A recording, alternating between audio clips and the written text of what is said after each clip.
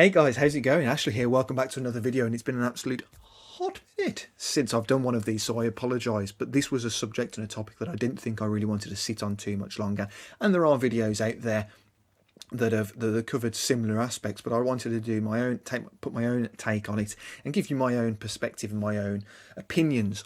But we'll start off by saying, when we all start out as designers and we make the conscious decision that that's what we want to do, we all automatically get really excited when it comes to the drawing aspect. It's the first thing that we actually can tangibly and physically see improvements in, whether that be our line quality, our perspective, our hatching. All of these things we can see improvements, and we get excited and we can genuinely start to see a way forward. However, these skills are all well and good, and it's all well and good being able to draw something well. However, is it well designed? Is it well thought out? Is there consideration behind the design? And that's what I want to make you consider and think of when you're next approaching your next design. Because when we look at design, as anyone who appreciates automotive design, you can see immediately when you look at a good vehicle that there's just something right. You might not understand it, you might not know on a very deep level why it is that it looks so good, but that's what we're going to be covering: how we can understand and why certain proportions, perspectives, stances and statures and muscle features just work. And hopefully with that information and with this knowledge, you then can take that forward into your own sketches, into your own work, to ensure that your projects and your designs are considered, thought out, practical, functional, and most importantly, look damn good. So let's get into it. Right, so what is it we're going to be looking at today? We are going to be looking at wheelbase and overhang, cabin position, tumble home, tuck under, 2-to-1 ratio, and tension. All of these factors, once you understand them, are really going to be able to help you improve the quality of sketching and what it is that you're sketching. You're going to understand a lot more about why you are drawing the things that you're drawing, and that's just going to enhance and improve both your understanding and the quality of outcomes that you actually produce. So with that said, we're going to start with wheelbase. Now, wheelbase is a rough terminology, rough measurement for the length of a vehicle relevant to the diameter of a wheel. So for example, if we take the BMW is 3.5 wheelbases long, with a front overhang of half a wheelbase and a rear overhang of a single wheelbase. And you sometimes allocate and explain the same for the height as well. But what this does, if you're starting out sketching, is gives you a really good idea. If you assess and analyse some of the vehicles that it is that you're drawing or wanting to understand how to draw, break them down in terms of wheelbases, and it gives you a good idea to then, when you go ahead and design your own vehicles, for example, if you wanted to design a saloon, you can always say that it's going to be about 3.5 wheelbases long, maybe 1 wheelbase high. And that way, when you start off a side sketch, you know that your proportions are going to be pretty much bang on, and you have a much better idea of a starting point for yourself. Now, what this is as well, this is all dictated by varying degree of factors to take into account, and that can be vehicle type, vehicle purpose, wheel size, packaging. All of these things are going to determine the size of the wheelbase, the wheel size, the overhangs. But it's also a conscious decision made by us as designers in terms of expressing a certain emotion or style, or trying to emphasize a real key feature of a vehicle. And in the case of BMW, we all know that a BMW, or the majority of them, are rear-wheel drive and have been for the longest time, and it's a very much a beloved characteristic of BMW.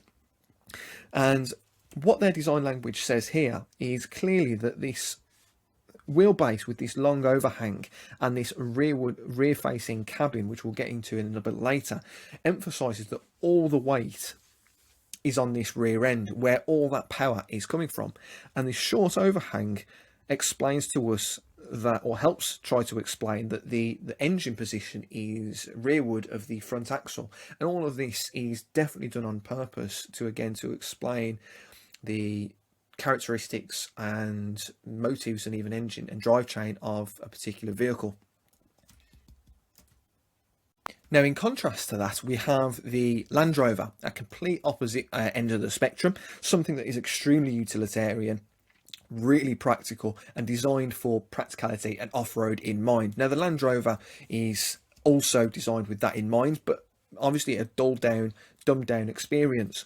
Now what I'm on about here is the short wheelbase and the really high ride position in comparison, and almost, well, they're above the axle position of the wheels, and the extremely short wheel overhangs with a high rake are all there for purpose and practicality. Something again that you must consider. What's your vehicle? What's your design purpose?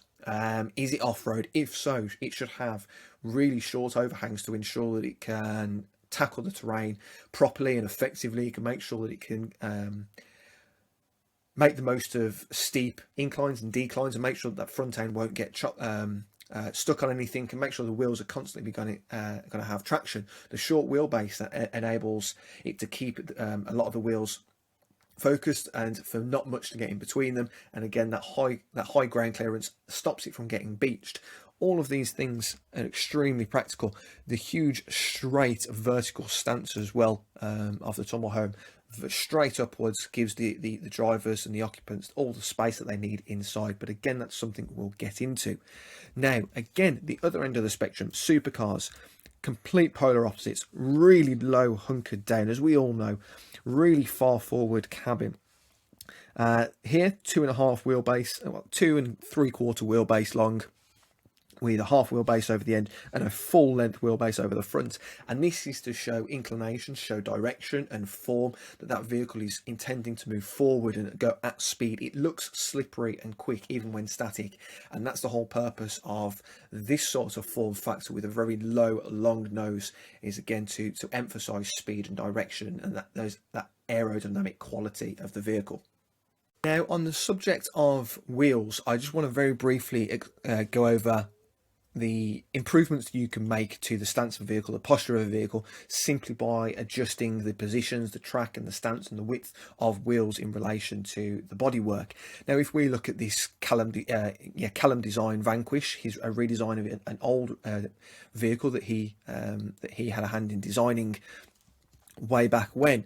You can clearly see how far those wheels are inboard and buried under this wheel arch, and they kind of get a little bit lost and it looks a little bit dainty, a little bit delicate. However, in his redesign, he was really emphasized and wanted to make sure that the vehicle had stance and posture on the road. It's almost as though you're kind of think about a rhinoceros, for example, something really stocky, really low, really wide, just oozes power and aggression and stance. And that's exactly what widening the track and potentially adding spacers to a vehicle does. It just gives it that hunkered down look. Emphasize the width, potentially widen the tires, enlarge the rims, and all of these factors are going to change the whole characteristics and attitude of a vehicle. So again, something to take into consideration is, your vehicle require a really aggressive stance? And if so, this sort of posture and wheel position is definitely something you should take into consideration when using. We move now on to cabin position. We touched on it briefly with the BMW being very cab rearward and the McLaren cab forward. And what this is telling us is, again, the purpose, the inclination, but it's also telling us about the package of a vehicle. You're not going to have a rear engine supercar like the McLaren with a rearward cabin. Packaging wise, it would not work. You'd have no position, no space for the occupants. If your engine was here and your cabin was further back here, you'd lose so much space. Therefore, the cabin must be pushed forward in order to counteract the packaging and the positioning of various engine components. Now, like I said, in the BMW's case, it was about adjusting the weight towards the rear end to emphasize that power coming from the rear end and the rear delivery. But then you've got a more practical stance. You've got something cab central, for example. Here, all the weight of the cabin is pushed right to the center. The inclination of the short overhangs kind of gives you a rough idea that it might have the ability to go off-road, but we both know this is a city dweller. But again, that cab center positioning shows practicality, shows functionality when it comes to ingress and regress, getting in and out the vehicle, and it's there for the utilitarian side of things. And when we move over to the Rolls-Royce is bit of a mixed kettle of fish, to be honest, in terms of what it tries to take in. You can clearly see, because of the cab position, that it is extremely far backwards, and that dash to axle ratio, the ratio or the distance between the front axle and the dashboard, is extremely large, and always has been on a Rolls Royce. And what that does, that shows opulence and grandeur. It's a perceived form of luxury in the automotive industry. But what it's also done, it's meant, because this has an extremely large V12 engine, that cab has been pushed backwards. But thankfully, because of the wheelbase, you haven't lost any space in terms of where that cabin actually is. And you've got a very large central to rear end cabin that allows for, again, perfect utility and ingress and regress qualities. Now, another factor to take into consideration when you're looking at the cabin position is your windscreen rake. Now, again, depending on what vehicle it is, can dictate how practical this windscreen rake should be. And what I mean by this is the rake, or the position of the A-pillar in relation to the front wheels. Now, typically, the more upright, the more inclined a windscreen is, the more practical, the more visibility, the more space a cabin and the occupants have. Whereas if you have something that is extremely raked and really angled, it shows speed, shows aerodynamic intention, and you do sacrifice a little bit of headroom and some visibility as well. But again, you can see what it can do to a vehicle whose whole weight is centralized with very short overhangs. And if it wasn't for a very raked windscreen, and if this was something that was very upright, the stance and the posture of this vehicle would be extremely different, and it would lose the speed and the presence that they're going for. Again, and as well, partnered with all of these extreme graphics and muscles going through the vehicle, this incline and this steep rake or A-pillar really helps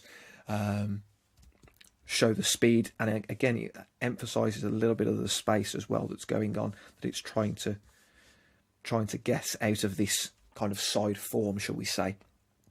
So another thing that needs to be considered when designing your own vehicle. Move on to tumble home. By tumble home, I mean the angle or the attitude of the greenhouse, which is this, or the pillars, which is here, in terms of how upright or angled they are in relation to the side of or the rest of the body. Now, what this does, what an upright tumble home says about a vehicle, is that it's extremely practical, very utilitarian, very biased towards the comfort and space within inside the cabin, and to ensure that the occupants have all the room, the shoulder room, maybe the luggage and the compartment space that is necessary. And it's definitely focused towards family vehicles, especially disabled vehicles as well, and minivans. Whereas the other end of the spectrum is obviously your Lamborghinis. Now, this is not necessarily, or actually definitely isn't, a characteristic that has any practicality or functional use, but what it does is, again, it emphasizes all the weight on these wheels here. It emphasizes the shoulders, emphasizes the arches and the muscles, to show, again, stance and posture. You lose a lot of space on the interior, but it is, again, one of those characteristics that just carry through to a lot of supercars, to really emphasize the power behind those wheels and muscles. Now, for tuck under, it's a little bit more of a trickier one to explain, but I'm going to refer back to this image again of Callum's design when it comes to the Vanquish. Now, what we see here on the side view is, on the original Vanquish, you can see a lot of bodywork here working through, and it eventually looks quite static, quite flat. There's not that much form or undulation. There's a little bit of a feature there to kind of break up the flat form that is this body. However, it doesn't do a great job of really emphasizing what's going on up through these areas.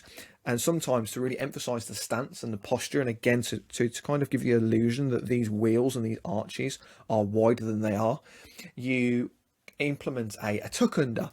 And now he hasn't changed, obviously, the paneling, but what he has done is very smartly colored this panel that was originally here, coloured lath and changed it ever so slightly to a darker colour. And what that does is kind of lifted all of that bodywork up, but given the illusion that this body tucks really steeply underneath here.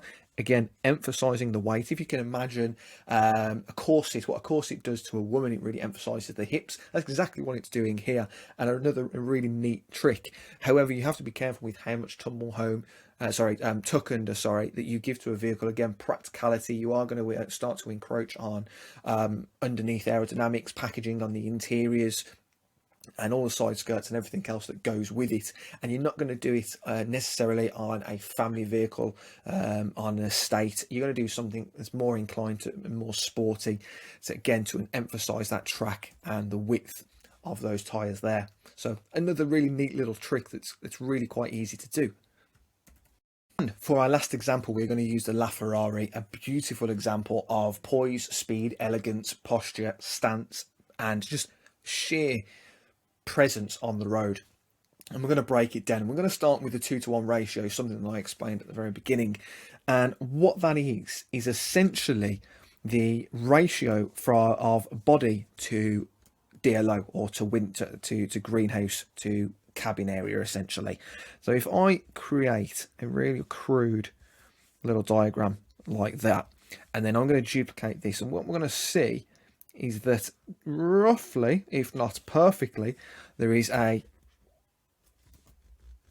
2-to-1 ratio of body to DLO. And what that does, that just balances everything out. If you have a very large DLO, a DLO that encroaches and dips down, something that I see quite often on designs and young or new designers, where they try and pull this DLO down to really emphasize these haunches or the shoulders or the muscles, what tends to happen there is you get a real heavy sag in the middle area just there, and it really detracts from the bodywork and what's going on in that area. So it's really important to remain conscious of the 2-to-1 ratio. Now again, this isn't going to be perfect or match everything. Again, practicality, feasibility. If this is something for a vehicle for a disabled person, you may lean it more to a 1.5 ratio, so it's 50-50, and that way the visibility is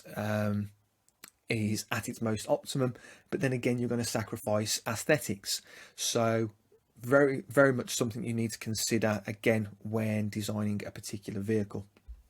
And lastly, we are going to look at and talk about tension. Now, what I mean by tension is related to the muscles of a vehicle. The muscles are being these areas, these features that kind of flesh out the width and the body, almost like the muscles, well, exactly like the muscles on us. They define us, they define our body shape and our whole form. And what I mean by tension is where is the tautness on some of these muscles that kind of tell us the characteristics and tell us the charisma of particular vehicles. Now, if we look at this LaFerrari right here and we draw this shoulder feature line in as it swoops underneath here. Now, what we can see a high point, a tension at about this angle through there. We can just see it's around about there, and it starts to fall off. Now, what this says to us is it's got 2 points there and there, 2 lines, graphic lines for the muscles. What this tells us is that this car is leaning forward. The front end is really showing intent and purpose in moving forward. That weight is being pushed almost like a runner off the start blocks. Whereas the rear end, there's a massive emphasis on speed and aerodynamics, and that's why the tension point is slightly rearward of the center point of the axle. And again, that is there to depict speed and elegance and slenderness in terms of cutting through the air. And obviously the combination of these two show direction, but also emphasize speed. Now, there is no reason that a design couldn't be center biased in terms of where those positions are, in terms of the high point of an arch, but you will definitely lose a little bit of motion in a vehicle when it comes to, again, inclination and direction and purpose. So tension is extremely important, and just like the tension here, the high point, so we've got the center of the vehicle, cabin forward, tension just left of the center point, and again it shows that aggression towards the forward leaning position. The long overhang emphasizes aerodynamics and speed, with the short overhang just there to accommodate aero and the space for the huge engine that goes in the rear end. So all of these factors hopefully have added up to something that you can understand and you can take forward and at least be conscious of when working on your next design, your next sketch. So really think about what it is that you're trying to explain, what you're trying to express, what is your design for, what's the purpose of the vehicle, rather than just designing and drawing willy-nilly. It really helps to give yourself a purpose in terms of what it is that you're working towards, and then the designs become much more purposeful, much more informed, and much more accurate to the type of vehicle or the segment of vehicle that you're actually creating. So I hope that was of use, and I hope you took some of that on board. If you have anything else you want to see or want to know about, let me know. I'll be sure to try and make a video in due time, and hopefully not wait as long between videos next time. But having said that, again, thank you for your support, and I've got some news. What is this news, I hear you ask? It is essentially a Discord channel, Discord group for you, for anyone out there who is a beginner, an intermediate, a semi-professional, a professional. Anybody is welcome to this Discord group. I created it with the intention to give you guys a safe space. Instagram and the internet can be an extremely volatile and a bit of a daunting place to put your work out there and to put yourself out there. So I wanted to create an area that you guys had could feel comfortable knowing that your work was going to be looked at and reviewed by peers and like-minded individuals, all focused on one particular task, and that's automotive and design in general. So have a look in the link down below. I've got various group chats down in there for feedback, for help, for project talk, to discuss your work. You've got channels on there that you can talk while you work. And I've also set up something recently where you can submit your sketches for reviewing. If you value my opinion, then I'd be happy to lend you some support. I'm going to be doing some live streams every week or two, depending on how many submissions we get.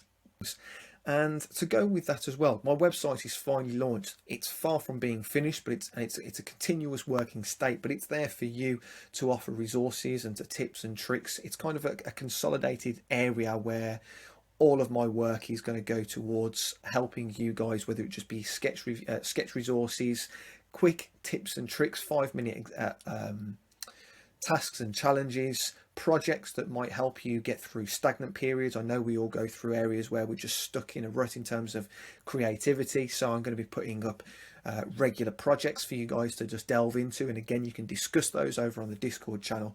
But all of this stuff is completely optional, and it's all growing, it's all there for you guys. So if you want to join, or you know anyone who might be interested, hit them up, send them the link, let them join, and I'd love to get to see some of your guys' work out there. But until next time, I really hope you enjoyed this, and let me know if you want to see anything else in the future. But until then, take care, guys. See you soon. Bye.